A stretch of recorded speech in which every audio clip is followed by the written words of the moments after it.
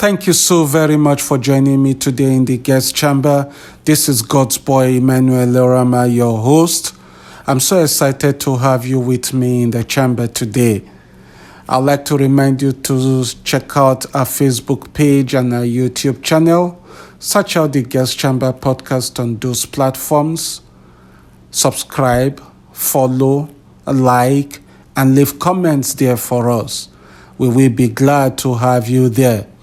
On our Facebook page, you can, in the comment section, gain access to all the episodes of the Guest Chamber podcast. Today we are going to read from the book of Judges chapter 7, verse 1 to 8. Judges chapter 7, verse 1 to 8, and I'll read from the New International Version. It says, Early in the morning, Jerubbaal, that is Gideon, and all his men camped at the spring of Harod. The camp of Midian was not of them, in the valley near the hill of Moreh. The Lord said to Gideon, You have too many men. I cannot deliver Midian into their hands, or Israel would boast against me. My own strength has saved me.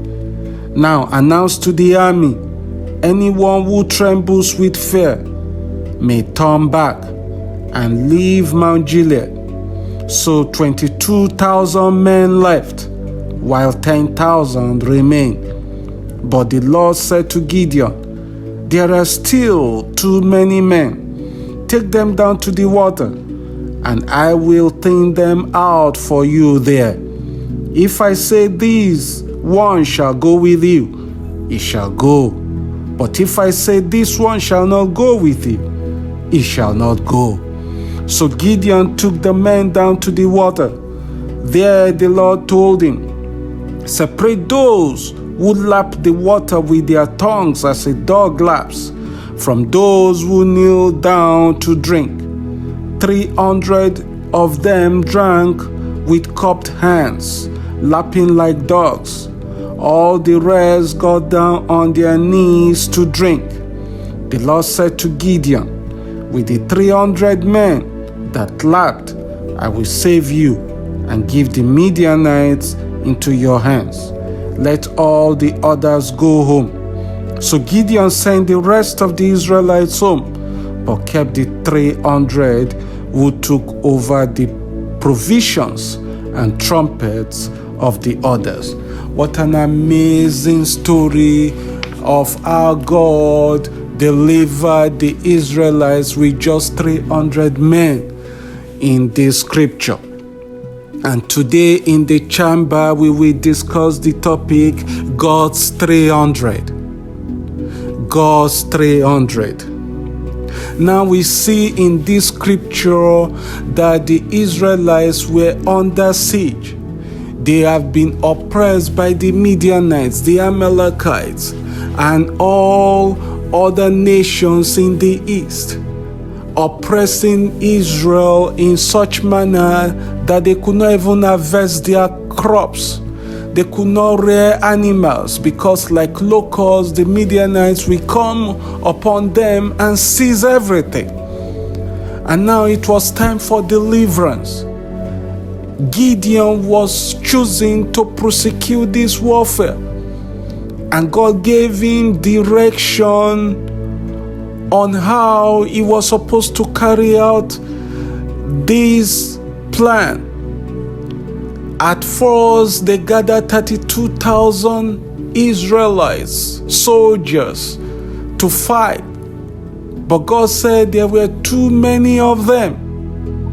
And he announced, anyone that is fearful can go back. And in one day, in one instant, of the 32,000, 22,000 of them went back, leaving 10,000 behind. And God said, you still have too many, Gideon. Take them to the water, take them to the stream or a river, let them drink there. I guess at this time they must be thirsty. And when they got to the river, the Lord told Gideon, Anyone who kneels down to drink directly from the river is disqualified. But those who with cupped hands take water to their mouth, they will go with you.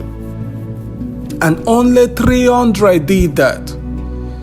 All the others, 9,700 of them, knelt down and put their face in the water to drink. And what does that imply?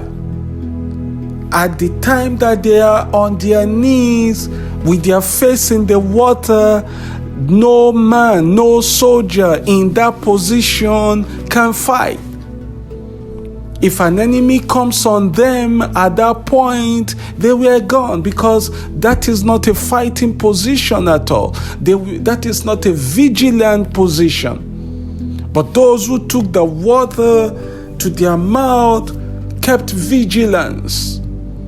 They could see what was coming around. They could see what was around them. The enemy cannot just swoop on them like that. They were going to be aware. And it's probably one of the reasons why God chose those 300. And they became God's 300. 9,700 of them went home. And that means a total of 31,700 went back home, leaving only 300 for God to use. I wonder how many Christians are in the 300 number with God. I wonder how many Christians will take water from the stream with their hands to their mouth, instead of kneeling, concentrating on the water, worshiping the water, and giving all of their attention to the water at that particular time. They were not looking at any other thing. They were not even conversant with the possibility that the enemy can come at any moment. They lacked vigilance, and so that disqualified them. Lots of Christians today, because of number one, fear, and number two, lack of vigilance, they miss the opportunity to be with God in defeating enemies. And these 300, they didn't even need to raise a sword at war. The battle is not theirs. The battle was the Lord's. All they needed to do was blow the trumpet of victory.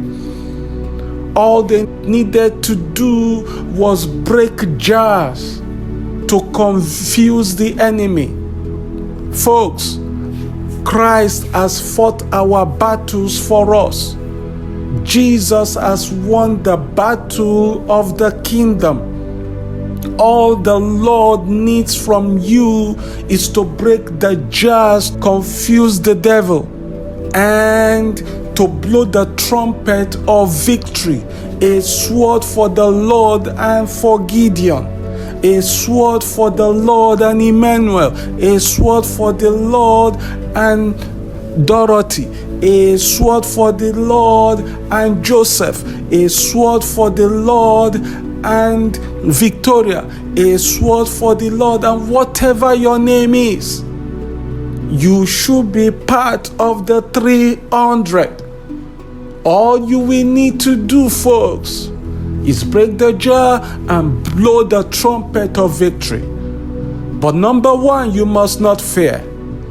And number two, you must not worship convenience by rushing to the water when you see it, kneeling at the water and drinking as if your life depends on it.